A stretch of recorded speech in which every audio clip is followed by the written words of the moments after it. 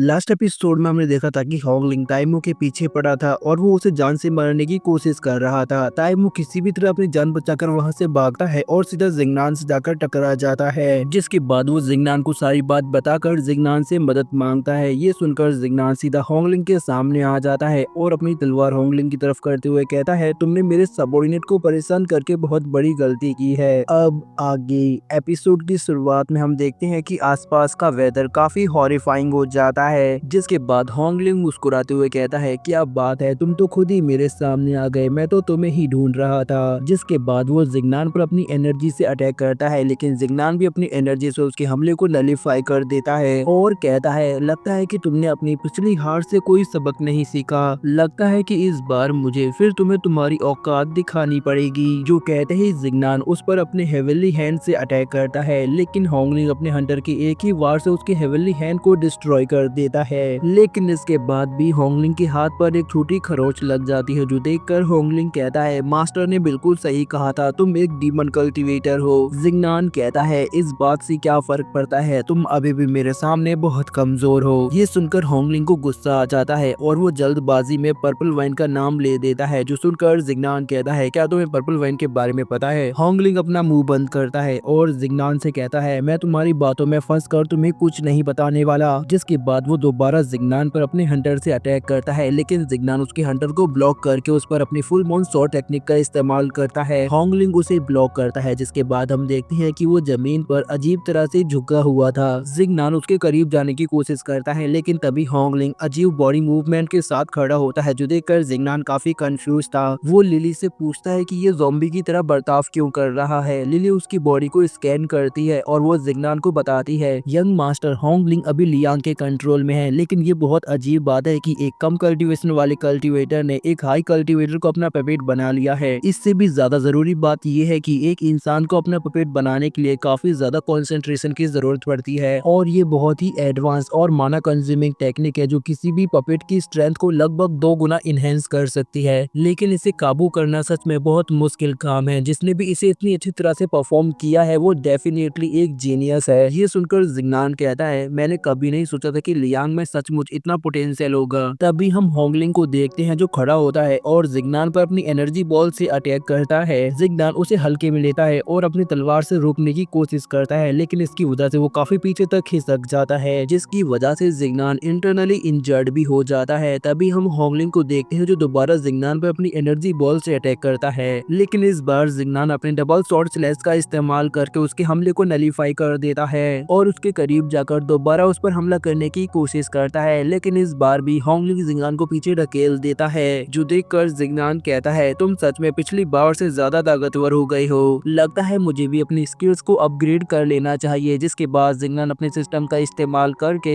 2 spiritual weapons को create करता है, जिनमें से एक मैजिकल स्वॉर्ड और दूसरा कैटलिन गन होती है। तभी हम एल्डर्स को देखते हैं, जो एक मैजिकल पोर्टल के जरिए जिंगनान और होंगलिंग की फाइट को देख रहे थे, जहां वो जिंगनान के हाथ में उन दोनों वेपन्स को देखकर काफी हैरान होते हुए कहते हैं, ये दोनों तो टॉप नॉच आर्टिफैक्ट हैं। तभी हम लेडी मिलिन को देखते हैं, वो भी काफी कंफ्यूज थी और सोच रही थी आखिर जिंगनान को इतने पावरफुल आर्टिफैक्ट कहां से मिले होंगे। तभी वहां मौजूद एक और एल्डर कहते हैं, मेरे ख्याल से इन आर्टिफैक्ट की रैंकिंग सेलेस्टियल आर्टिफैक्ट के बराबरी की होगी। उन सभी की बातें सुनकर एक और एल्डर आगे आते हैं और वो कहते हैं कि मेरे ख्याल से ये बच्चा सिर्फ ब्लफ कर रहा है, जरूर ये आर्टिफैक्ट नकली है, वरना एक बच्चे के पास इतने ताकतवर आर्टिफैक्ट कैसे हो सकते हैं। तभी हम जिंगनान को देखते हैं, जो अपने दोनों वेपन को एक्टिवेट करता है और उसका ऑरा उन सभी एल्डर्स को पीछे खिसका देता है। जो देखकर वो एल्डर हैरान होते हुए कहता है, ये आर्टिफैक्ट तो ओरिजिनल है, आखिर ये बच्चा है कौन? तभी हम जिंगनान को देखते हैं, जो अपने 3 क्लोन बना लेता है, जिनमें से एक क्लोन कैटलिन गन का इस्तेमाल करके होंगलिंग पर अटैक करता है और दूसरा मैजिकल स्वॉर्ड का इस्तेमाल करके होंगलिंग के साथ क्लोज कॉम्बैट करता है और उसे काफी पीछे तक खिसका देता है। जिसके बाद वो तीनों क्लोन मिलकर एक साथ होंगलिंग पर अटैक करते हैं, तो होंगलिंग अपने हंटर से उस पर हमला करता है और उसके सभी क्लोन्स को खत्म कर देता है। तभी जिंगनान कहता है, वैसे मुझे तुम्हें हराने के लिए इतनी मेहनत करने की जरूरत नहीं थी। जो कहते ही जिंगनान वहाँ पर एक टेम्पररी मैजिकल शील्ड बनाता है, जिसके अंदर लियांग के पपेट थ्रेड्स बेकार हो जाते हैं और जिंगनान होंगलिंग पर हमला करके उसे आसानी से डिफीट कर देता है। जिसके बाद होंगलिंग का आर्मर टूट जाता है और वो एलिमिनेट हो जाता है। तभी हमारा सीन कट होता है और हम लियांग को देखते हैं, वो भी जिंगनान के हमले से इफेक्ट होकर बुरी तरह इंजर्ड हो गया था। दूसरी तरफ जिंगनान भी लगातार फाइट करने की वजह से काफी थक गया था।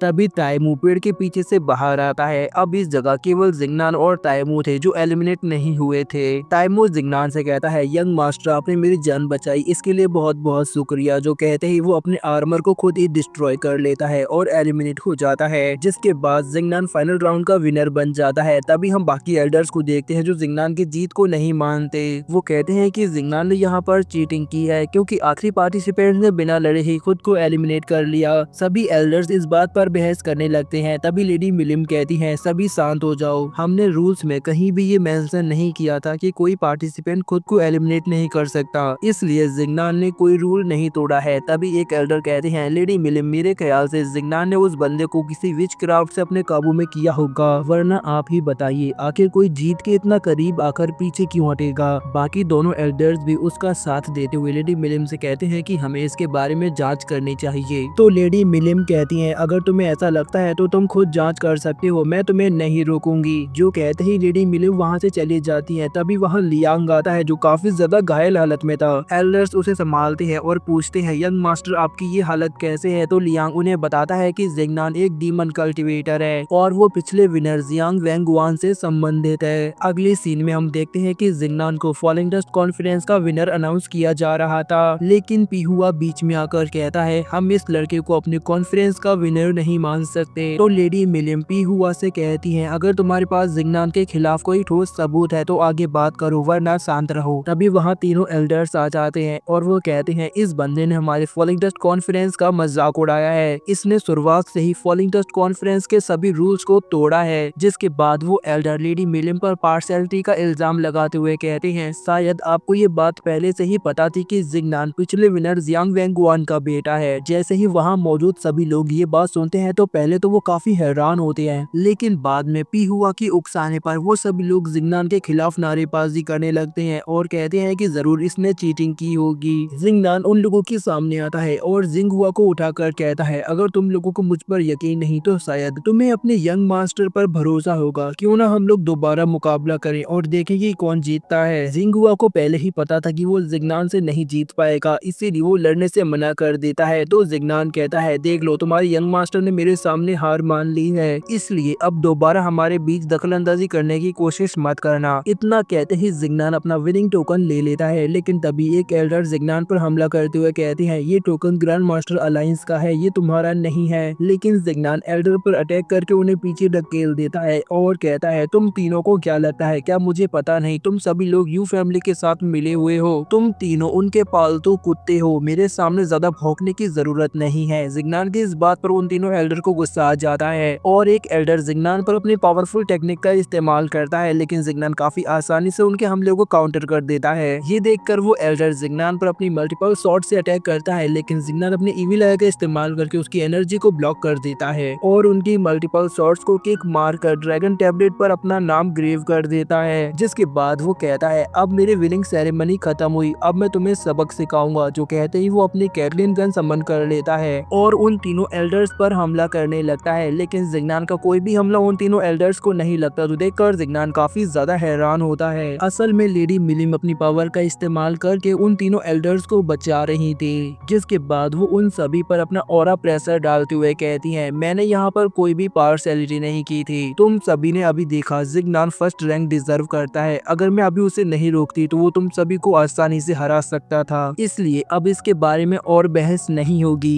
जो कहते ही लेडी मिलिम अपना प्रेशर हटा देती हैं। जिसके बाद हम देखते हैं कि जिंगनान हवा में उड़ते हुए लेडी मिलिम से कहता है, तुमने आखिरी बार मुझसे मेरे फादर के बारे में पूछा था और मैंने तुम्हें नहीं बताया था, असल में लॉर्ड जियांग वेंगवान मेरे फादर है और मैं यहाँ सिर्फ अपना टाइम पास करने आया था। जिसके बाद वो उन एल्डर से कहता है कि मेरे पास तुम्हारे लिए एक तोहफा है। जिसके बाद जिंगनान वहाँ एक स्क्रोल फेंकता है और अपने दोस्तों के साथ वहाँ से निकल जाता है। वो सभी एल्डर जिंगनान का स्क्रोल पकड़ने की कोशिश करते हैं, लेकिन जैसे ही वो उसे खोलते हैं तो उस पर एक टर्टल बना हुआ था और लिखा था, तुम सभी बेवकूफ हो। जिसके साथ ही हमारा ये एपिसोड